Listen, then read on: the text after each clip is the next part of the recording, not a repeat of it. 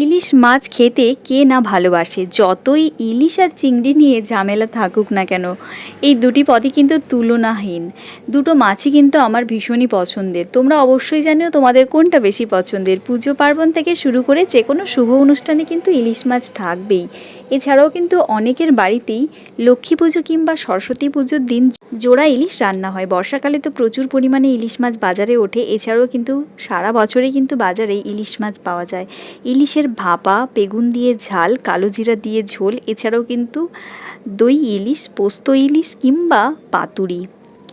ইলিশের কিন্তু রেসিপির কোনো শেষ নেই। তো hello viewers, welcome back to my channel. আজকে তোমাদের সাথে ইলিশের দারুণ মজার একটা রেসিপি শেয়ার করব। আর এই গরমের জন্য কিন্তু এই ইলিশের রেসিপিটা একদম পারফেক্ট। আজকে বানাবো খুব সহজ পদ্ধতিতে ইলিশ মাছের টক।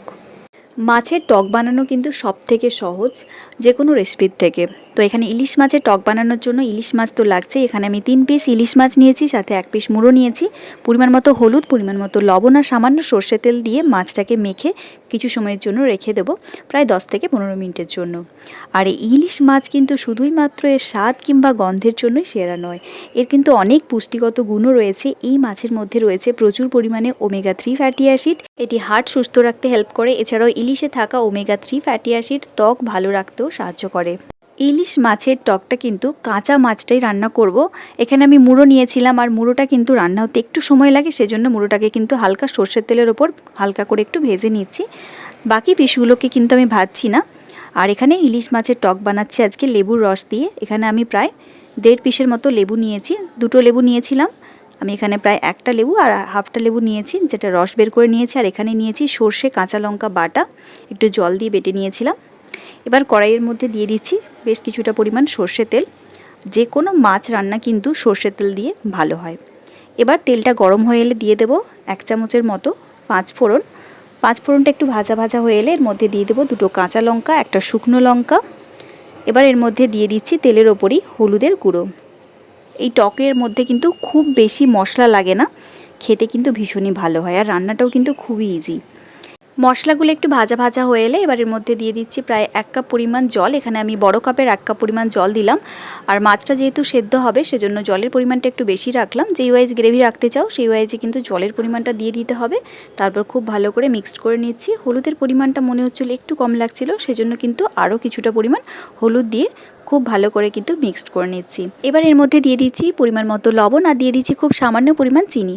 টকের মধ্যে কিন্তু চিনিটা একটু সামান্য দিলে টেস্টটা ব্যালেন্স হয়। যদি চিনিটা একদমই না খেতে চাও বা পছন্দ না করো, সেক্ষেত্রে কিন্তু সামান্য পরিমাণ তাল মিছরি চাইলে দিতে পারো। তারপর কিছু সময়ের জন্য রান্না করে নিতে হবে। গ্রেভির কালারটা কিন্তু চেঞ্জ হয়ে গেছে, একটুখানি ডার্ক হয়ে গেছে। এবার এর মধ্যে দিয়ে দিচ্ছি প্রথমেই ভেজে নেওয়া মাছের মুড়োটা। মাছের মুড়োটা একটু আগে দিয়ে দেবো। তারপর দিয়ে দিচ্ছি নুন হলুদ মেখে রাখা ইলিশ মাছের পিসগুলো দিয়ে ঢাকনা দিয়ে প্রায় 5 থেকে 7 মিনিটের জন্য রান্না করে নেব। মাছগুলো প্রায় সেদ্ধ হয়ে এসছে। এই মুহূর্তে দিয়ে দিচ্ছি সর্ষে আর কাঁচা লঙ্কা বাটা। সর্ষে কাঁচা লঙ্কা বাটা দেওয়ার পর কিন্তু খুব বেশি সময় ফোটাবো না। মাকে বলতে শুনেছি যে কোনো রান্নাতে কিন্তু সর্ষে দেওয়ার পর খুব বেশি ফোটাতে নেই, সেক্ষেত্রে কিন্তু রান্নাটা তেতো হয়ে যেতে পারে। আর আমিও একবার রান্না করেছিলাম, ভুল করে কালো সর্ষে দিয়ে রান্না করেছিলাম, বেশি সময় ফুটিয়ে নিয়েছিলাম, পুরো রান্নাটাই পুরো তেতো হয়ে গেছিলো, ফেলে দিতে হয়েছিল। আর আমি তারপর থেকেই কিন্তু সবসময় হলুদ সর্ষেটা ইউজ করি আমার রান্নাতে। মোটামুটি কালো সর্ষেটা আমি আন্দাজ বুঝতে পারি না, আর একটু বেশি ঝাঁঝালো হয়। তারপর এর মধ্যে দিয়ে দিচ্ছি লেবুর রস। তারপর কিছু সময় রান্না করে নামিয়ে নিচ্ছি। ঢাকনা দিয়ে কিছু সময় রেখে দিলাম। জাস্ট সার্ভ করার আগে ওপর থেকে দিয়ে দিচ্ছি কাঁচা লঙ্কা আর কাঁচা সর্ষে তেল। তারপর ঢাকনা দিয়ে রেখে দেবো। মা জেঠিমাদের কিন্তু রান্নার পরে কিন্তু এই জিনিসটা করতে দেখেছি। যখনই জিজ্ঞেস করতাম বলতো কিন্তু টকের মধ্যে একটু কাঁচা সর্ষে তেল ওপর থেকে দিয়ে আর সাথে একটু কাঁচা লঙ্কা দিলে কিন্তু টেস্টটা অনেকটা বাড়ে। তাই আমিও একটু দিয়ে দিলাম। তাহলে বন্ধুরা, তোমরা দেখতেই পেলে কত সহজে কিন্তু ইলিশ মাছের টকটা রান্না করে নেওয়া যায়, আর খুব বেশি মশলাও লাগে না। তোমরা চাইলে কিন্তু যারা বাইরে আছো তারাও কিন্তু চাইলে বানিয়ে নিতে পারো, খুব বেশি মশলার একদমই প্রয়োজন হয় না। আর এই গরমের জন্য কিন্তু ইলিশ মাছের এই টকটা কিন্তু একদম পারফেক্ট। তোমরা চাইলে কিন্তু সেম প্রসেসে কিন্তু যে কোনো মাছের টক বানিয়ে নিতে পারো। এছাড়াও কিন্তু সবজি দিয়ে টকও কিন্তু এক সেমভাবে বানাতে পারো। এছাড়াও কিন্তু তোমরা যারা লেবু খেতে পছন্দ করো না, সেক্ষেত্রে কিন্তু তেঁতুল দিয়েও কিন্তু টকটা বানাতে পারো, সেক্ষেত্রেও ভালো হয়। তেঁতুল দিয়ে আমার ঠিক ইলিশ মাছের টকটা খুব বেশি ভালো লাগে না, আমার লেবু দিয়েই ভালো লাগে, সেজন্য আমি বানালাম এইভাবেই। তোমরা অবশ্যই ট্রাই করে দেখতে পারো। আর অবশ্যই জানিও আজকে তোমাদের এই রেসিপিটা কেমন লাগলো, এই সিম্পল রেসিপিটা। গরম গরম ভাত আর সাথে একটুখানি কাঁচা পেঁয়াজ দিয়ে, একটুখানি লাল লঙ্কা দিয়ে মাখা আলু মাখা, আর সাথে এই মাছের টক, আহা দারুণ দারুণ। গরমকালের দুপুরের জন্য পারফেক্ট লাঞ্চ থালি। আজকের এই ইজি অ্যান্ড সিম্পল রেসিপিটা ভালো লাগলে অবশ্যই লাইক অ্যান্ড শেয়ার করে দিও, এবং চ্যানেলটা দিয়ে এখন আর সাবস্ক্রাইব করে থাকো তাহলে গিয়ে সাবস্ক্রাইব করে নাও। আমার দেওয়া প্রত্যেকটা রেসিপিই কিন্তু বাড়ির সবার থেকে শেখা। আমার যেহেতু জয়েন্ট ফ্যামিলি, তাই প্রত্যেকের থেকে কিন্তু অল্প অল্প করে অনেক কিছু শিখে নিয়েছি। তাই তোমাদের সাথে চেষ্টা করি সব কিছু শেয়ার করার জন্য। অবশ্যই জানিও আমার এই ভিডিওগুলো তোমাদের কেমন লাগে। ভালো লাগলে অবশ্যই লাইক অ্যান্ড শেয়ার করো অ্যান্ড সাবস্ক্রাইব করে রেখো চ্যানেলটা। আর ইলিশ মাছের টকটা কিন্তু সেরা হয়েছে, যে দারুণ হয়েছে। তোমরা অবশ্যই বাড়িতে একবার হলেও বানিও।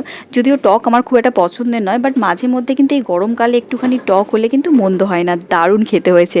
তোমরা অবশ্যই জানাও কেমন হয়েছে, তোমাদের কমেন্টসের জন্য অপেক্ষা করছি। সবাই খুব ভালো থাকবেন, সুস্থ থাকবেন। আজকের জন্য টাটা।